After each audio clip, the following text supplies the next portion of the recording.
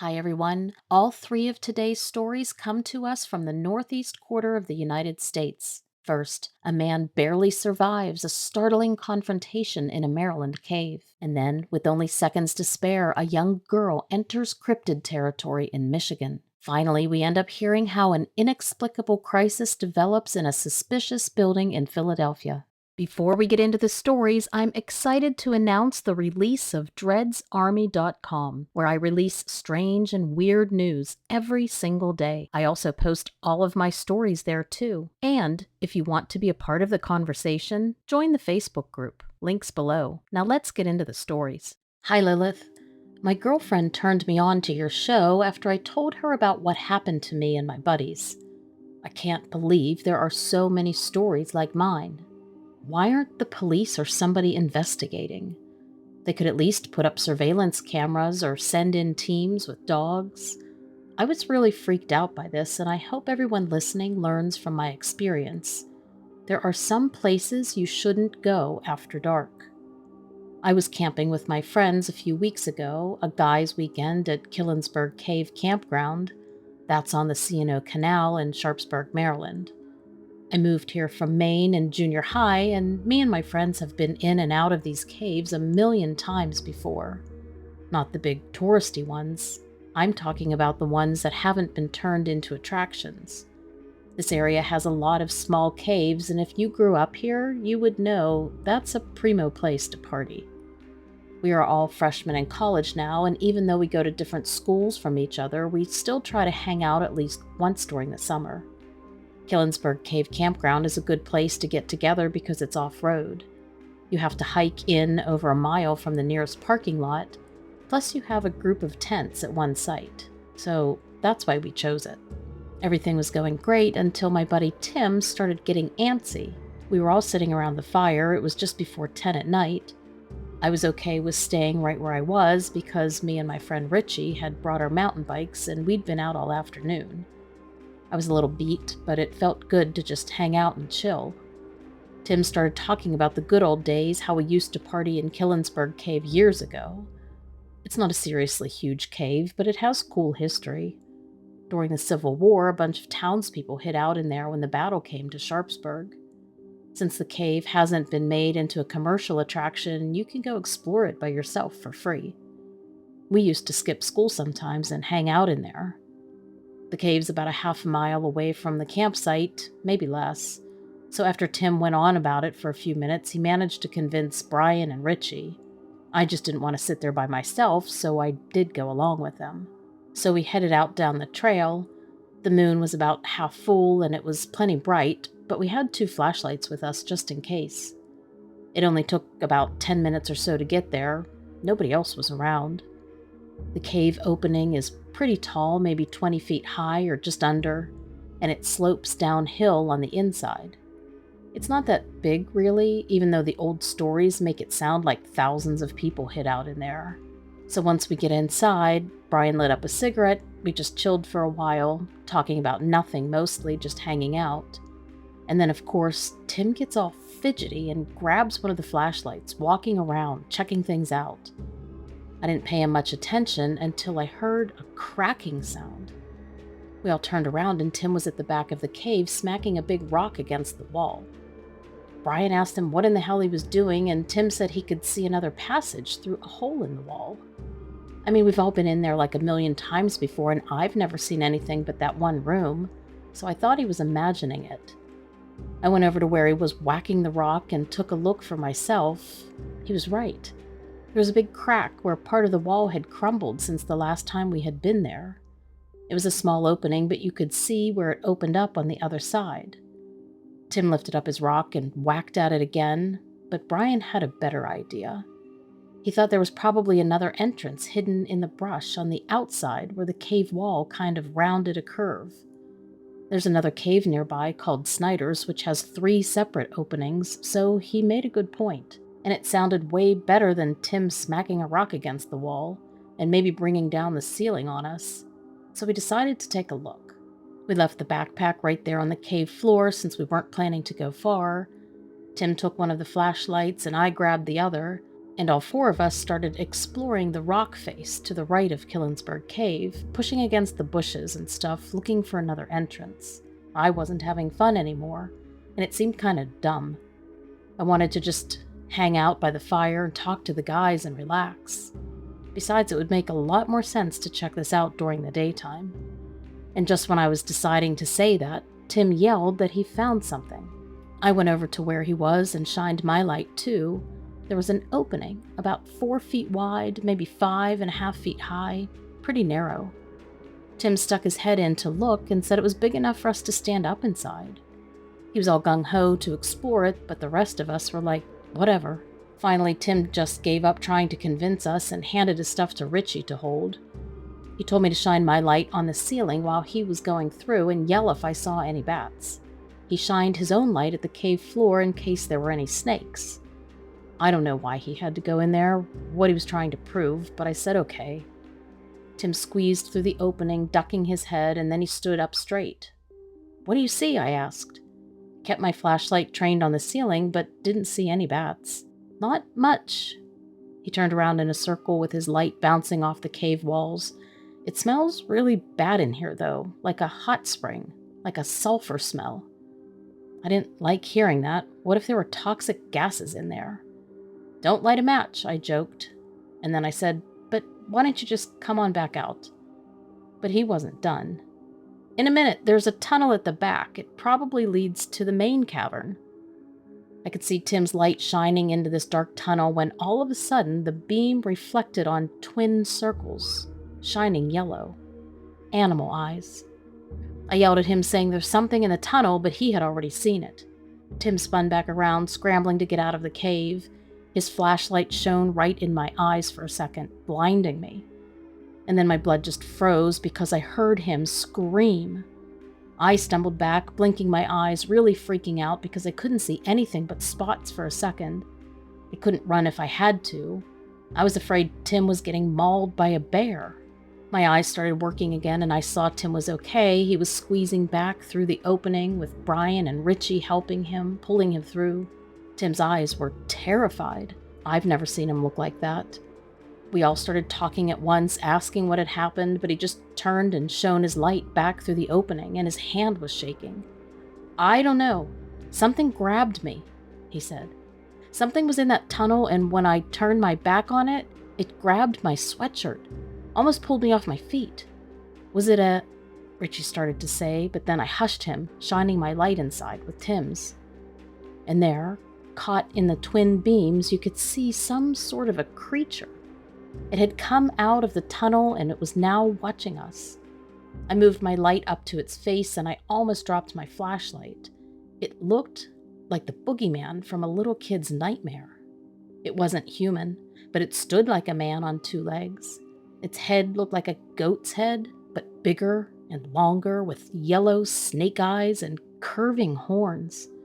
Its neck was long like a horse's, but its body was more like a lizard.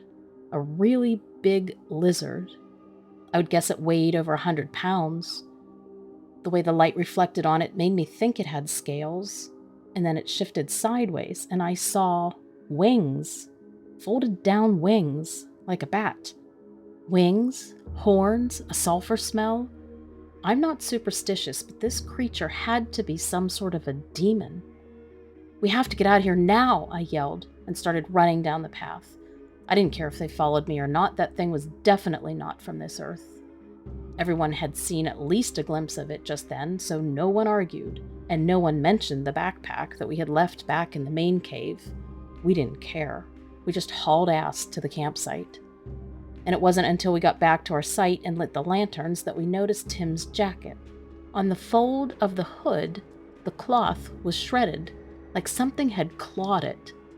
He took it off. We all examined it, not realizing until that moment what a close call he'd had. None of us slept that night. Our minds were totally racing. We just sat around the campfire, keeping watch. I told my girlfriend about it, and she thinks it was the Jersey Devil, even though we were in Maryland. I never used to believe in any of these creatures or these stories, but there is something there, all right. Something is living in the caves near Sharpsburg, Maryland. I will never go in there again at night. Hi, Lilith. I've been reading the comments on some of your stories, especially the Wendigo stories. I want everyone out there to understand that these are real creatures. My grandmother, a full-blooded Cree Indian, raised me and my sister. We lived near Hiawatha National Forest, which is part of the Upper Peninsula of Michigan. Her family was from Canada, but I never got to meet my great-grandparents. From the time I was small, I remember her telling us girls that if we argued with each other too much, the Wendigo would steal our souls. Now, I understand parents and grandparents will say all sorts of things to get kids to behave, but this was different. We knew there was a Wendigo in the woods nearby. Sometimes when we were picking berries, my grandmother would take us out to a stone wall at the edge of the property and tell us to never, ever go past that boundary. The Wendigo had claimed that property, and if we respected his boundary, he would respect ours. She told us the Wendigo was a terrible creature, a monster who ate the flesh of humans. She said it smelled like a dead deer and stood 7 feet tall. But the most important thing she said was that there was a covenant with the Cree people and the Wendigo, which meant he was bound to respect our borders, or fire would consume him from the inside out. Because of our heritage, we grew up with certain customs. When we had a plentiful harvest, my grandmother would pack a basket full of excess fruit or vegetables and leave it on top of the stone wall. She said the Wendigo would come and take it at night. I guess it was an offering, a reminder that we had a covenant. I was 12 years old before I ever saw it for myself. My sister was a year older than me, and we were arguing constantly at this age. Nothing my grandmother could say would convince us to get along. Then on Valentine's Day that year, I got really angry. My sister came home with a box of chocolates from a boy I had a crush on. We got in a big fight, and my grandmother sided with my sister. I stewed on it for a few hours, scowling at my sister's empty bed and looking out the window at the moon. After a while, I got into my bed, but I was too angry to sleep. I was awake when my sister came home, and then I heard my grandmother go to her room and close her door. I waited, forming a plan, born out of spite.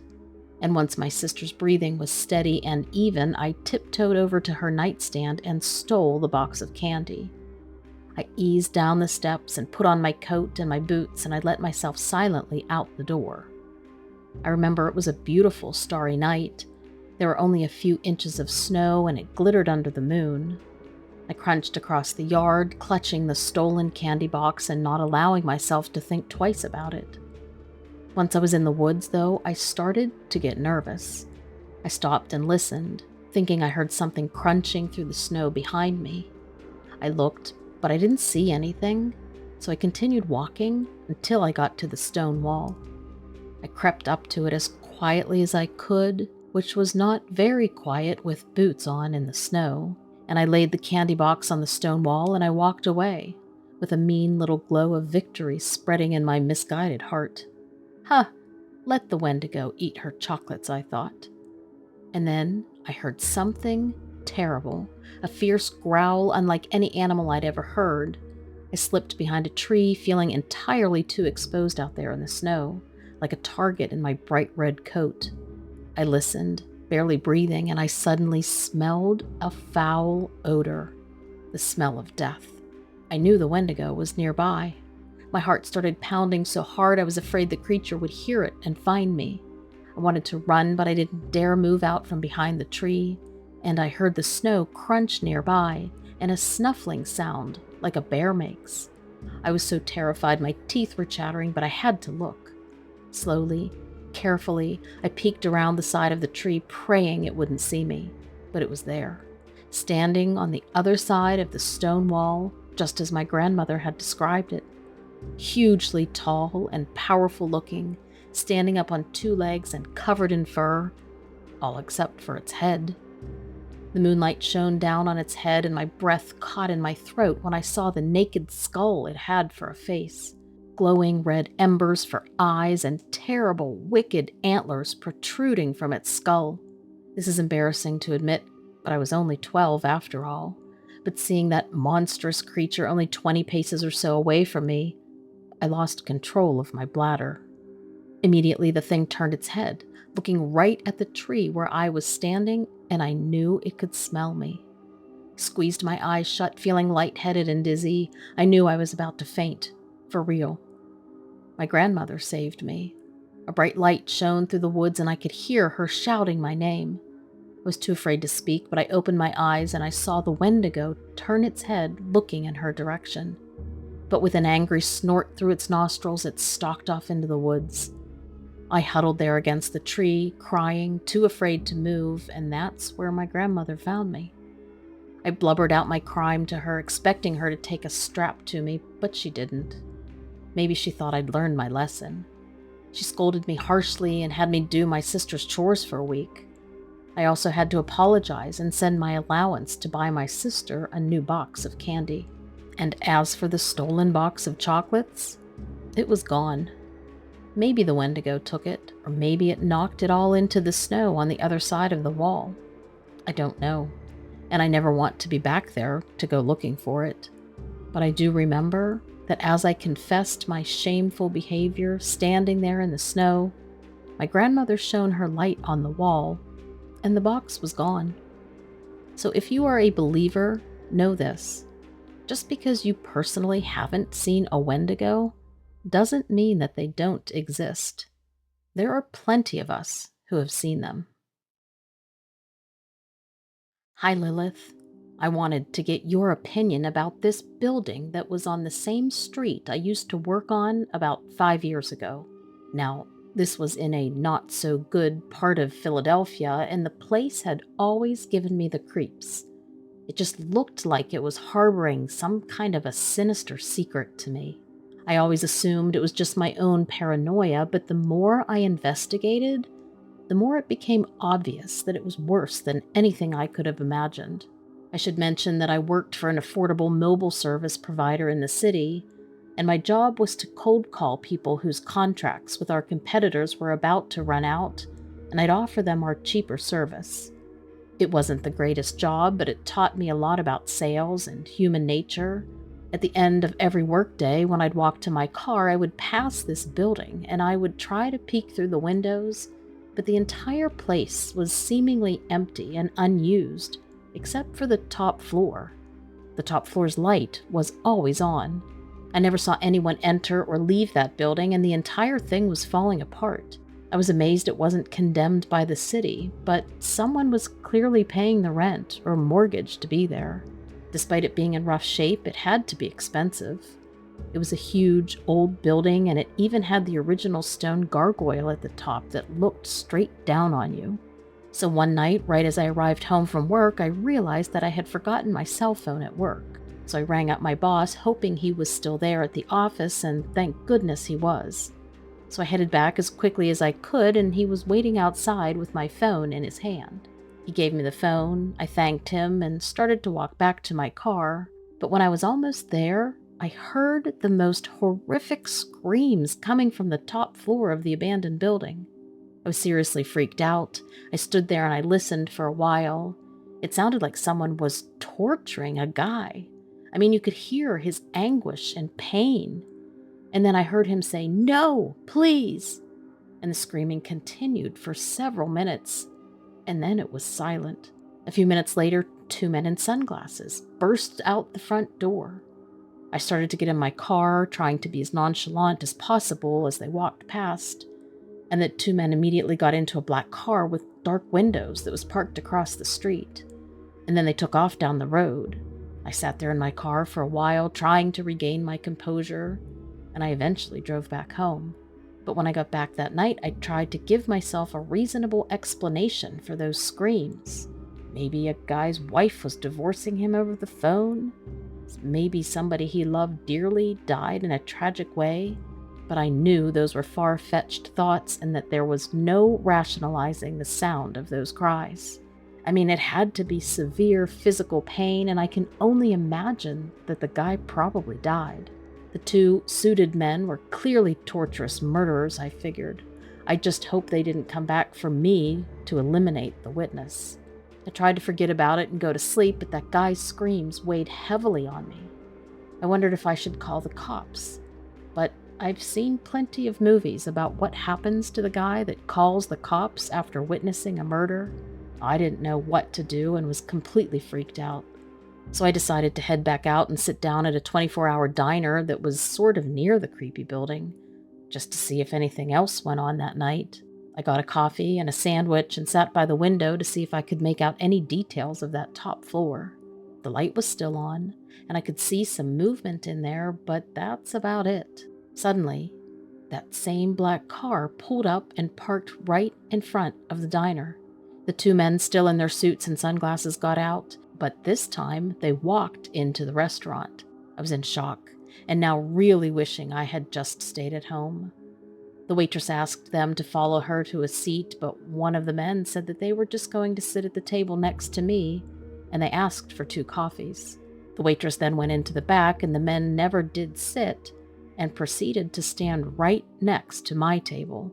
I just stared down at my coffee, tried to pretend I didn't see them, and finally one of them tapped me on the shoulder and threw an envelope on the table. "You didn't hear anything tonight, did you?" I couldn't speak.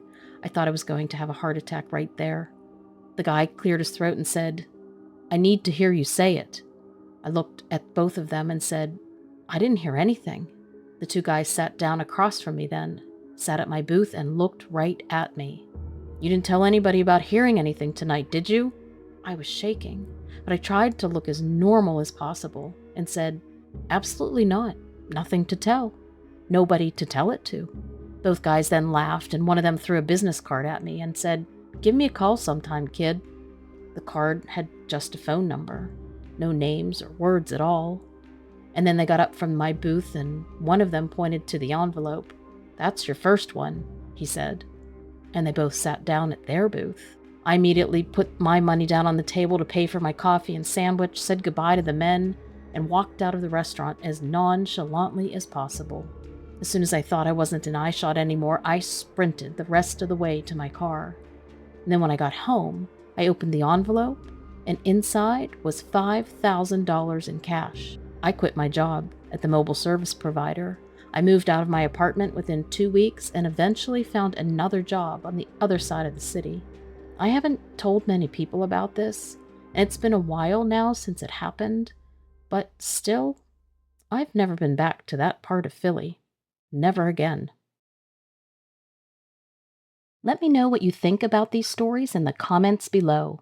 And don't forget to check out Donovan Dread, who releases almost every single day. Also, if you like true crime, then check out Donovan Dread True Crime. There are new releases several times a week.